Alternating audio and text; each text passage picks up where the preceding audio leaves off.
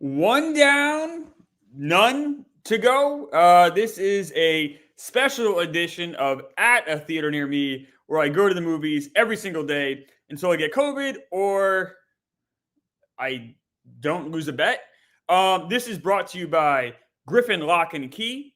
Griffin Lock and Key, of course. I once owned a home in New Hampshire. I had a lock that didn't work very well on a door. Griffin Lock and Key came to my house. They fixed that lock.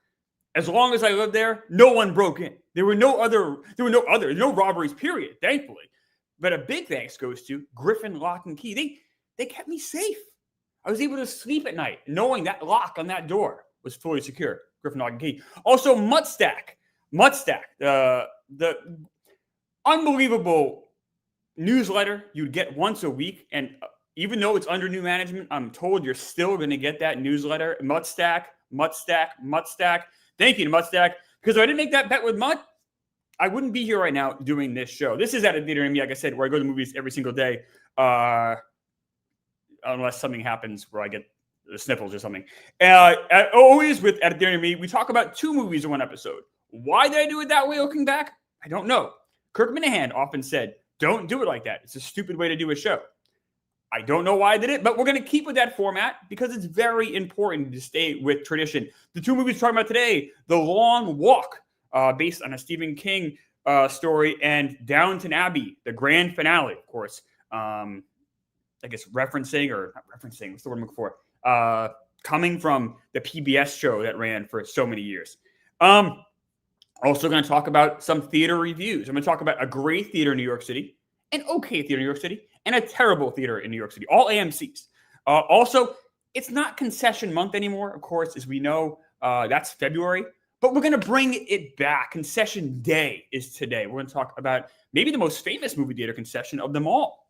And then, look, it's not always budget month, as we know that's March, but we always need to be watching our wallet, thinking about those kind of things. So Budget Day is going to be back as well. And then to finish the show, we'll talk about my top 10 movies of the year.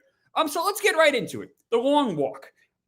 This is a movie I've been looking forward to for over 30 years. I read this book when I think I was like 13 or 14. It was written originally by Richard Bachman, which was Stephen King's pen name, I believe in 1979.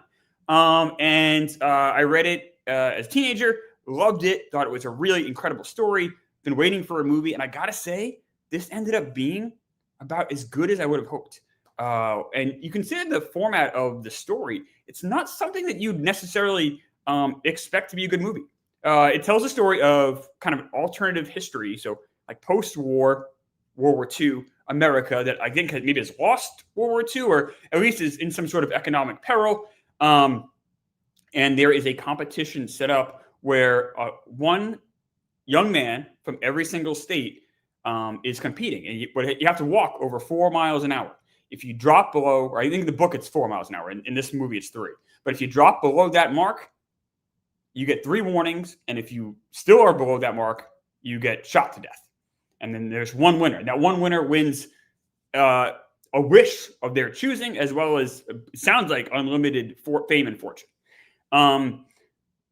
That's the story. That's the thing. So, but really what this movie is about is humanity and friendship and kind of the horrible things we do to each other as society, what it means to take a life, what it means to survive. And it's brilliantly told. Director Francis Lawrence, he's probably most famous for the Hunger Games movies, which I only saw the first one, didn't love it. Does a great job here. The script is fantastic. Cooper Hoffman, who we saw in Licorice Pizza, so good in that. He's even better in this. David Johnson, who I really didn't know much about at all, incredible performance here. I'm seeing some stuff online. Both of those guys could be up for Academy Awards for Best Actor, Best Supporting Actor. I don't know kind of how you would do it. Maybe both could be Best Actor. They kind of do share the lead. But the whole cast is fantastic. And it's a pretty loaded cast. Jojo Rabbit, a movie I really enjoyed, came out in 2019. That's stacked. Maybe the best movie ever, 2019. The kid from that's in it. There's Christopher Plummer, the famous actor. His grandson's in it. But it's a really well curated cast. I think they did a really great job putting this together, and it makes the movie stand out. I thought this was a fantastic movie. I know I'm going to talk about my top 10 movies of the year at the end of the show, but this is my fourth favorite movie of the year. I think this was just absolutely brilliant. It is very violent. I will say, if you're worrisome about gore, maybe this isn't the movie for you, but I almost feel like everyone should see this because it deals with some pretty topics that everyone can relate to. Everyone can relate to friendship and loss and sacrifice and kind of like, why do we do certain things? It's a very big themed movie, all under the scope of this one particular contest. I will say there's one kind of negative of this movie. It's Mark Hamill. Mark Hamill plays the major, kind of the guy that organizes and runs the race, the long walk. And it just really miscast. Just not an ideal casting there. The major, I always imagine kind of a bigger guy. Mark Hamill's not particularly large. They try to make him so it looks bigger than he is, and he has kind of this like gravelly voice. It just doesn't work for me. But the rest of the movie is really fantastic. I really recommend The Long Walk. Let's talk about movie theaters, or three particular that I've been going to since I moved here to New York.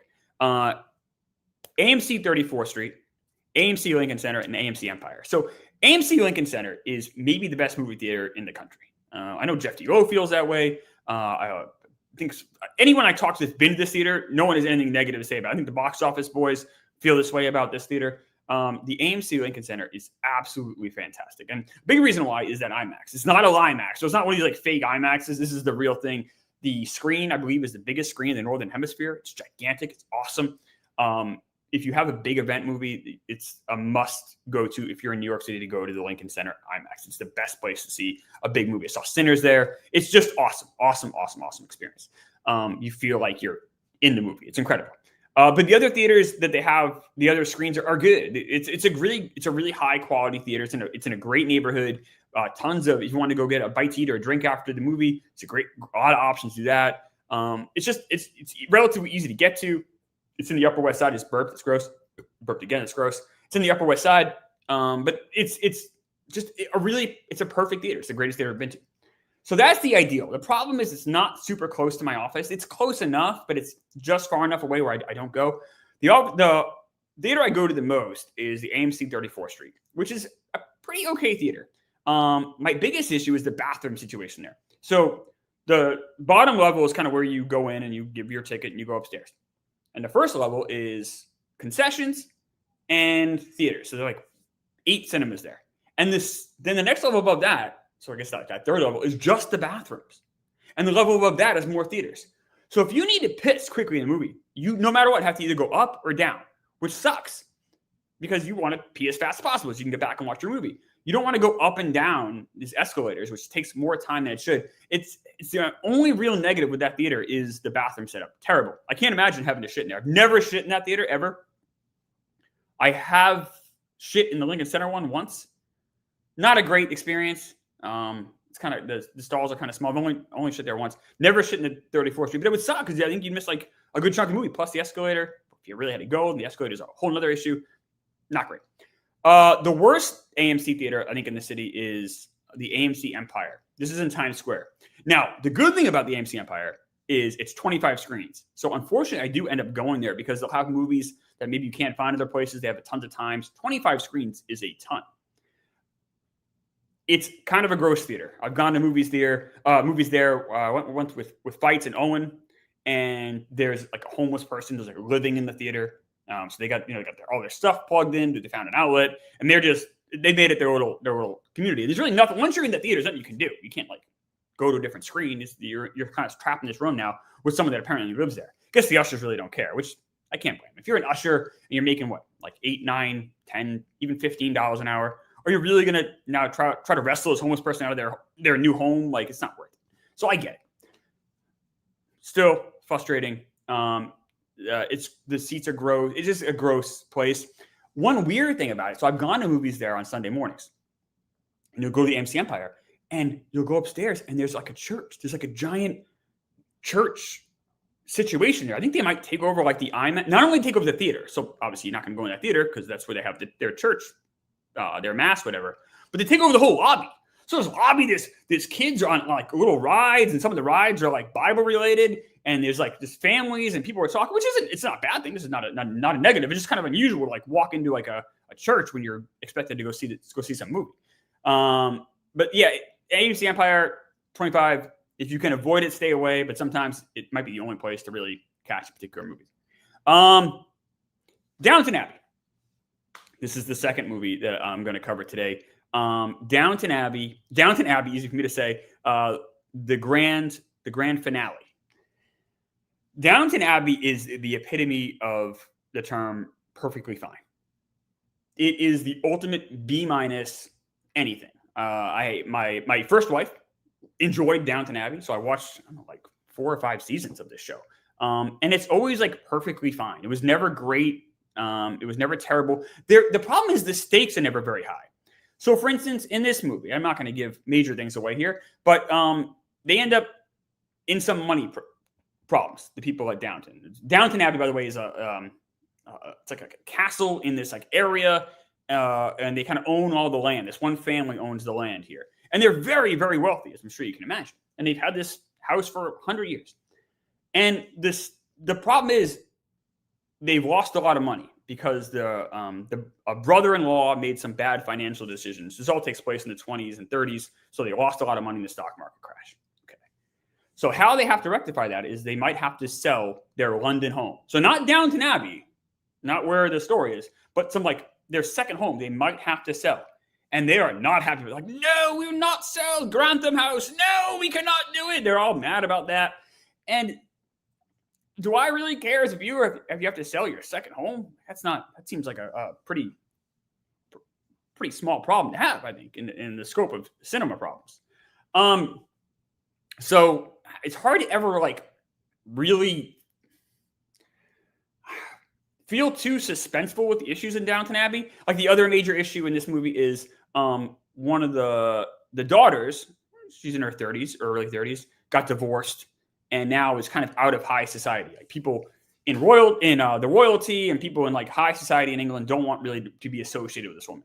So that's her big problem is she can't go to certain parties because they won't want her around because she's divorced. Once again, not really a major problem in real life, but this is all done in a very charming fashion. The show looks great. They do a great job kind of recreating 1931 England. It's shot beautifully on these grounds, and everyone's having seems a decent job, a fun job acting in it. Paul Giamatti has a role in this. He plays the brother that loses all this money. So he kind of just plays like it's like a kind of an idiot, just kind of a weird role for someone as talented as Paul Giamatti to play. But whatever, happy to see him on screen. So this is fine, But every episode of Downton Abbey, including this one, it's always like, what would happen to Downton? What will befall Downton? And it's like, I don't know. Downton Abbey is always going to be fine. Like I almost wish they would like. I guess it would go against the show, but like just relax. Like just show us a day in Downton. We don't need to have these things that plague these people so much when in the audience we're all watching being like, I don't know, who cares if they sell their summer home? So there you go, Downton Abbey, perfectly fine. But certainly not the greatest thing in the world. I would recommend it if you enjoy Downton Abbey, like the show at all, then go see it. If you have no connection to the show, this is a void. There's no reason to watch this. Concession Month. Concession Day. Popcorn. Popcorn is the number one movie concession. You go to the movie theaters, you get popcorn. You smell popcorn, you walk in there, I want popcorn, let's get some popcorn. Okay, so popcorn started becoming a thing in the movie theaters in 1910s, 1920s, 1930s. And in fact, it was very controversial when it started being introduced more and more in theaters. I guess people back then looked kind of down on popcorn. Popcorn was not considered to be a very luxurious snack. It was almost like a snack of the peasants.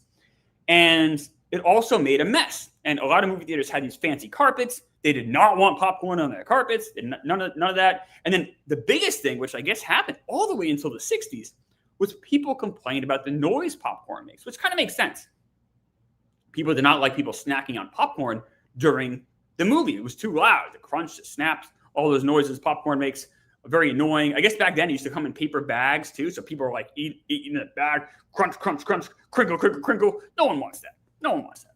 So the popcorn, controversial. And then I guess after like the 60s, people were just like kind of like, all right, this is kind of just is what we know. I wondered too, I was thinking about this.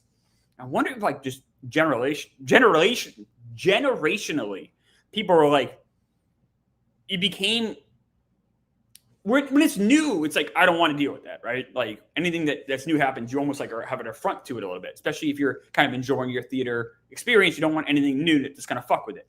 But if you've been going to theaters your whole life and only know a theater with popcorn, then maybe popcorn doesn't bother you, which then got me thinking, I really hate when people have the cell phones with the lights. You turn the cell phone on, the light's bright. I'm like, hey, put that away. I don't want to see your cell phone on. That's annoying. But I wonder if 40 years from now, will people be like, that's not a big deal because they've grown up with cell phone lights being on in the theaters. Hopefully it's not the case because in 40 years, hopefully I'll still be alive. I'd be 85. I don't want to go to a theater where people bring out a cell phone is the norm. But that's something I thought about. The idea that a new norm could happen because it lived in a generation, but the norm is so far after my prime or what I know that I end up hating it. I worry about that. So butter. I want to make sure I'm getting this right here. So there's a couple of different things they do to popcorn to make it different in the movie theaters. So one thing they do when they're popping, I want to get this word right, they put on what's called Flavacol. Flava like Flava Flav, Flavacol. And it's a fine grain seasoning with a salt additive designed to coat the kernels and enhance the butter flavor. This also is what turns the popcorn yellow instead of white. So they put this stuff on. So even if I say, hey, I want a popcorn, no butter, it's still going to have this Flavacol on it. So you are really never getting popcorn with no butter when you go to the movie theaters. Okay, so you get the popcorn, right? Get the popcorn from the person. Thank you. Here's the money. Get the popcorn. Then this is not true in every state. In New York, New Hampshire, other states, you put the butter on yourself. I think it's true in Massachusetts too. There's like a pump. You press a red button, in AMC at least, and this like oily liquid comes out, and you put the popcorn under it. There you go. You have your buttered popcorn, right? Obviously, it's not butter. We all know that. It doesn't look like butter. It's weird, oily stuff. It's actually coconut oil. It's a butter-flavored coconut oil. And the reason they do that is a few reasons. A, it's I guess it doesn't expire. Like it can be so we're looking for eaten longer. Like it's not gonna go bad. It won't spoil. It also won't make things. I'm burping again. I'm gonna drink. I'm thirsty. It won't make things as soggy either. So that that way you can kind of the popcorn I guess feels fresher. I don't like. I've reached a point in my life I think where I just don't like movie theater popcorn. Movie theater butter, especially. I'll have the popcorn. I'll say no butter. I know it comes with the Flavacol, but I don't like the butter. Now, if you go to Alamo Draft House, they'll do real butter. And oh my God, the difference that makes. Oh, I'll do it like I was, doctor. Oh my goodness. It's so good with real butter on the popcorn. I love it. And when I make it at home, so I have a popcorn maker here at home. I'll make popcorn. I always melt butter. They have like a little, this my thing is like a plastic. I guess most of these have these like a plastic thing. Popcorn shoots out. You put on top of it, you put some butter. Butter will heat up. Sometimes you got to put in the microwave a little longer if it doesn't heat up enough. And you pour the real butter on the popcorn. I think it makes the popcorn like 10, 20, 30 times better than it is with the movie theater popcorn. I'm anti-movie theater popcorn. It's oily. It feels weird. It doesn't taste right. I don't know. I don't know if maybe they changed the flavoring in my life. I tried to look that up. It didn't seem, maybe I'm just imagining it because I used to like movie theater popcorn a lot growing up. I just don't really care for it anymore. So movie theater popcorn, I don't know. Maybe not for me. I know it's weird to say. People love movie. I do love the way it smells. I get it. I was looking for purple hats with Vibs, and we're in a mall looking for hats in some state. And he's like, I love the smell of Auntie Anne's, the pretzel place. And I'm like, well, I love the smell of popcorn. And I go to movie theaters. And then it's like, you know what? Both butter, right? Auntie Anne's, they had butter on the pretzels, butter on the popcorn. Butter is the greatest smell in the world. So good. Butter's under. People don't talk about how good the smell of butter is. The smell of butter should be more spoken about and how great it is. Budget month, budget day at least. I want to talk a little about the AMC A-list because I get this question a lot. People are like, how do you afford going to all these movies? And I just go to a lot of AMCs. So AMC A-list is $28 a month. And that gets you 4 movies a week. And the cool thing is AMC is, especially here in the city, I mean, it's true everywhere, but where we have some pretty good IMAXs, like I talked about that Lincoln Center one, that includes the IMAXs. So I can go to 4 movies a week, and they can all be IMAXs. It doesn't affect the $28 I'm paying every month. They can be all matinees. They can be all later shows, whatever. It doesn't matter. So I enjoy that. And that's, I think, the really only way I'd be able to do this. If I had to spend $20, whatever a movie theater ticket costs, every time I went to the movies, like, I've seen 106 movies in movie theaters this year. Like, that would be a crazy drain economically. But the AMC stuff really saves money, and I think it's pretty great. It allows you to really, allows you to check out movies you wouldn't typically check out. And think about it, $28 for the A-list. That gets me 4 movies a week. What's that, like 16, 17 movies a month, 18 movies a month, depending on how long the month is, whatever. $27 is almost what you pay for one ticket. If you see 2 movies with A-list, you basically paid for it already. And then on top of it, there's a program where every dollar you spend, you get points, whatever. So if I spend $50 on concessions, I get $5 back free. Not the greatest deal because concessions are obviously so overpriced, but there you go. You get $5 off every $50. It is budget day, so I wanted to throw that one by you guys. Okay, we'll close out the show here with my top 10 movies of the year. I did promise this would be a half an hour, so I got about 9 minutes left. So we'll go through my top 10 movies of the year, and if we have extra time, I'll talk a little about the box office, kind of where we are with that. I don't want to step on the BO Boys' toes too much. They did reach out to me about going on the show soon. I got to see what the deals with the Mets playoffs and kind of when my availability will be. But once we find that out, I'd love to jump on with them. They're the best. Okay, top 10 movies of the year. I've seen, I think, 106 movies this year in the theaters. All the movies I'm talking about are all movies that are in the theaters. These are not streaming movies. Okay, number 10, Friendship. This is a Tim Robinson, Paul Rudd comedy. I enjoyed the hell out of this. It's pretty rare to be able to go to a comedy, unfortunately, in the theaters. There just haven't been a ton this year. Obviously, there haven't really been a ton this decade. The Naked Gun was a lot of fun. It's another comedy I recommend. I don't think Friendship's sense of humor is as niche as people may think. I think a lot of it deals with things that, like the social comedy that I think almost everyone would find funny. I don't think you need to be like some 24-year-old hipster in Brooklyn to find this stuff funny. I think it applies to people from 18 to 70 would find this movie to be pretty funny. Maybe people even in their 70s would find this movie pretty funny. I don't know. It hit on a lot of levels for me. The theater I saw it in, everyone was dying laughing. Didn't make a ton of money, but it did okay. I think it's enough to maybe hopefully give Tim Robinson a chance to make another movie. I don't know. I enjoyed this. This is entertaining comedy that you just don't get anymore. It had some really funny laugh out loud lines. It's a movie that you could rewatch again. There were a bunch of jokes that kind of happened pretty fast. I don't know. I enjoyed the hell out of this. Kate Mara is really good in it too. Number 9, Warfare. This was one of the most stressful movies I've seen this year. It's a really interesting movie. It takes place in I want to say Afghanistan. It might not be Afghanistan. It takes place in the Middle East. I'm sorry, I don't remember what country. American troops go into a village. Oh, Mutt is here enjoying the popcorn. Oh, ironically, started making it when you started talking about popcorn. So, I didn't know it was a peasant snack back in the day. I had no idea. Look down on it. It was like it's kind of a cheap snack, I guess, back in the turn of the 20th century. It was not known as a very sophisticated snack. It would be annoying. You're right. Like a big paper bag with popcorn would be super loud during, but that'd be fucking annoying. I can see that. And imagine if you not grew up, I guess, but you went to movie theaters for 20 years, say no one ate popcorn, and all of a sudden everyone's eating popcorn. You're like, shut the fuck up. That'd be really annoying. Butter on popcorn's terrible. And I know you're doing top 10 movies and you previewed 2 movies. My favorite part of the show always was just you talking about the theater, what went on there. Like the fact there's a church there and you said out loud, there are Bible-themed rides. Like all I can think about now are the Bible-themed rides that are in these New York theaters. Animals. Like they were like animal. I think they were Bible-themed animals, but the children are rolling around animals. They were like cardboard cutouts of like, like the apostles or whatever, like, like random, like, and they're always like they're happy, but they're like always like still, and there's Jesus, like, almost like a big thumbs up. Yeah. Like happy Jesus is there. And it's, it's New York. So you get, but it's mostly non-English speakers at this particular church.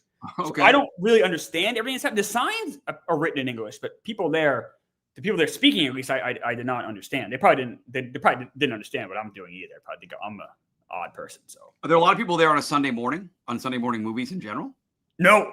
So that's another thing. You go up this escalator, and it's pretty empty. I mean, it's like 11 o'clock on a Sunday, 10 o'clock on a Sunday. And all of a sudden, it's like a sea of people. You're like, oh my goodness. And it's kids running around, and they're all happy. Everyone's yelling, everyone's happy. Everyone's like in a festive mood. I'm very dour in the mornings. So I'm like, and everyone's happy. That's good. I'm happy they're happy. Thank you for doing this. You paid off your bet literally in like 72 hours. That's very impressive. Because I, as a diehard fan, to have this back for 30 minutes or so, this is it's a treat. Thank you for doing it. That's one thing to say about it. Sure. Yeah. It's one way to put it. Yeah. Treat. That's one way. I don't know. Like it's weird. So when I did it before, I had I couldn't do the podcast. I had all my hair's crazy. I had all this podcast stuff all set up, and I would do it there in like this room in my house, and I was super focused on it. And I would always be kind of nervous doing it because I'm like, I would interview, I remember one time we had Jeff Duo. I had Jeff Duo on the show. Wow. And first time I ever talked to him, I was so frantic about getting him on the show.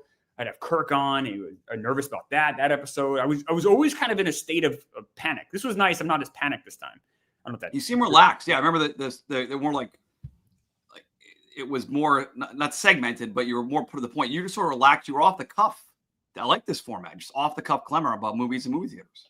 Yeah, I think it's just like reps on a mic. I mean, I remember the first time I would do even the first few times at a Kirk show, I would just have like a pit in my stomach. And and it wasn't just Kirk. It was just like the idea that I'm on this show. Because Kirk was always really good to me, in studio and stuff. Like when I was starting out, especially, it was always really realized I was definitely eyes like saucers. And the whole time you're doing it, you're like, all right, you're thinking about, oh my God, who's gonna, I'm gonna hear this. This is so many people are gonna hear this. This is so wild. It's so intimidating.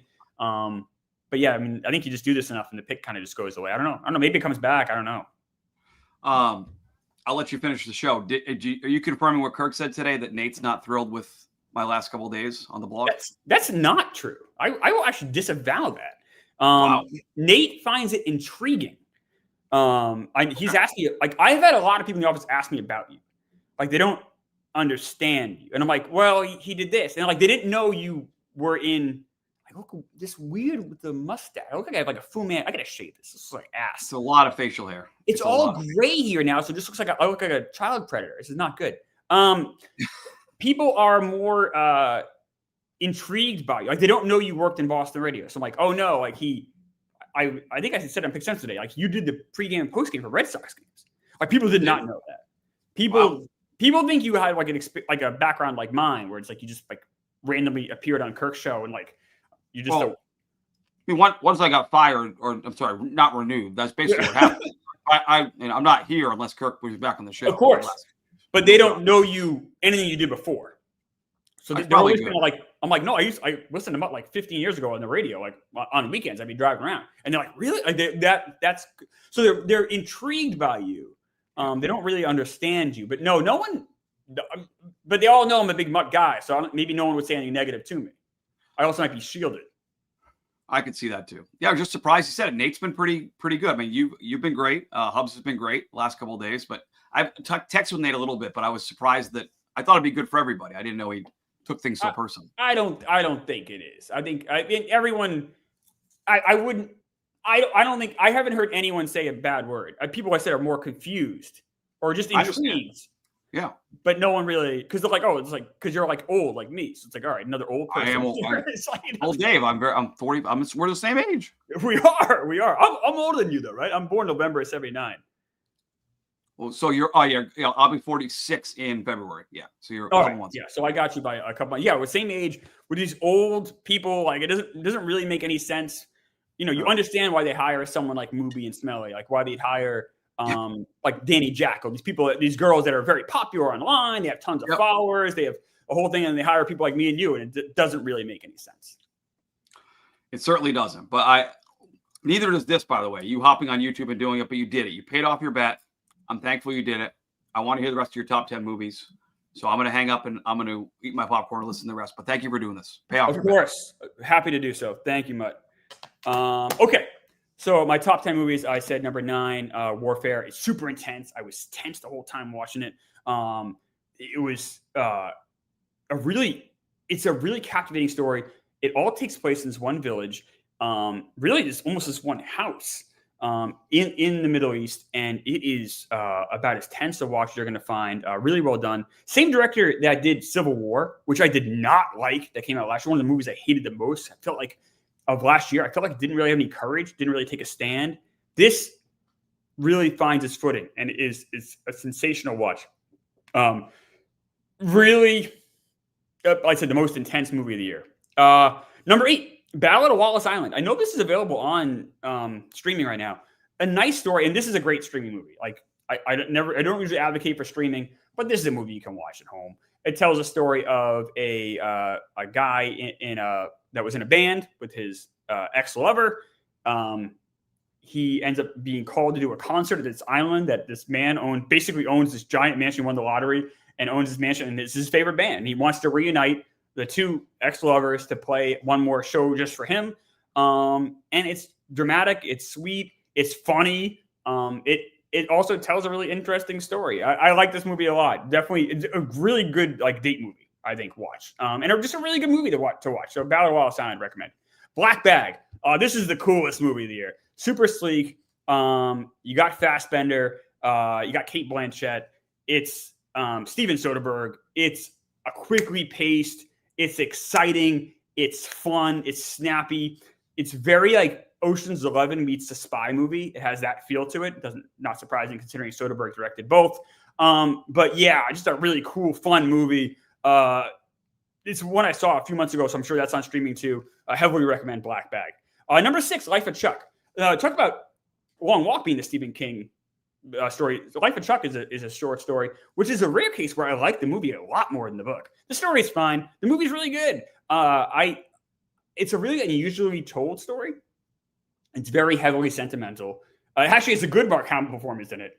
So if you're kind of like me and you enjoy kind of movies that wear their heart on their sleeves, definitely check out Life of Chuck. I don't want to give too much away because the story is so odd and interesting. But if you like Stephen King and you like a sentimental story, check that one out. Number 5 is Presence, also directed by Steven Soderbergh. It's a ghost story from the point of view of the ghost. Came out back in February. Didn't make any money at all. But it's really worth seeing. It's told really well. And the way it's shot, it's all done with a pretty inexpensive camera. And the fact they were able to do all that and make this, it has a short runtime. It's a really interesting, quick movie. It's about as effective a horror movie as I've seen this year. That's a traditional horror movie. I give that caveat because of my number 1 and 2. Number 4 is A Long Walk. Talked about that already. Number 3, Caught Stealing. If you're a guy, go see Caught Stealing. Caught Stealing is the best guy movie that's come out in a while. It's Darren Aronofsky, Requiem for a Dream, Black Swan, a great director, one of my favorite directors. This is probably the most accessible Aronofsky movie. Tells a story, 1998 New York. Guy, he was a baseball player, ends up hurting himself, moves to New York, becomes a bartender. He's there about 10 years and then ends up falling into crime and kind of what happens there, falls into a bad situation. It's Austin Butler is in it. And if you know Austin Butler from Elvis, whether you like or don't like the performance, throw that away. This is Austin Butler as a normal guy, a fantastic leading man job. He can carry a movie. He's so good in this. It's shot brilliantly. Caught Stealing is about as much fun as you'll have at the theater this year. Number 2, Weapons. Weapons is still out in theaters right now. Go see it if you haven't seen it. Zach Cregger's the director. If you saw Barbarian, I like that a lot. This is better. The way it's directed and the payoff, the last 40 minutes of the movie blows your mind. Incredible. I don't want to give anything away. Tells a story of a town where a bunch of kids go missing and it goes from there. I don't want to give anything away. It is really, really, really well told. About as creative a movie as I've seen this year. And number 1 for me is Sinners. I know a lot of people, it can be a little bit controversial. I think Sinners is probably going to end up getting a Best Picture nomination. But Sinners is fantastic. Michael B. Jordan it is so good. He plays 2 roles. It's about as well done of a movie from a director's standpoint that I've seen this year. Ryan Coogler directed it. There's a scene in the movie which shows music through different eras, and it might be one of the greatest scenes I've ever seen in any movie ever. It's there's been 2 great movies this year, Weapons and Sinners. Those are the 1 and 2. I love Caught Stealing. It's very good. It's nowhere near. Weapons and Sinners are right here for me, and the rest kind of fall behind that. I'm guessing we'll get some more great movies. Super excited. We got a DiCaprio movie coming out. P.T. Anderson DiCaprio movie coming out at the end of the month. We got some other movies that look really interesting. We have 2 Safdie brothers movies coming out before the end of the year. So a lot of stuff to be super excited about. Thank you so much for watching this. This was fun to do. This is easily, I told the guys at Pick Central about this bet, and they kind of rolled their eyes at it a little bit. Like, this is the lowest stakes bet ever. They're probably right. Like, if Mutt Lawson would have had to go to the movies with me, I know he doesn't like horror movies, but that's not that bad. And this was fun to do. So maybe the stakes weren't incredibly high. This feels like Downton Abbey, right? The stakes weren't very high. But it was a blast to do this again. I appreciate you guys. Anyone who watched this, thank you so much. And how do I usually end the show before? I guess I'll do this. I guess I'll end it this way. Hopefully I don't get COVID again. Goodbye, everyone.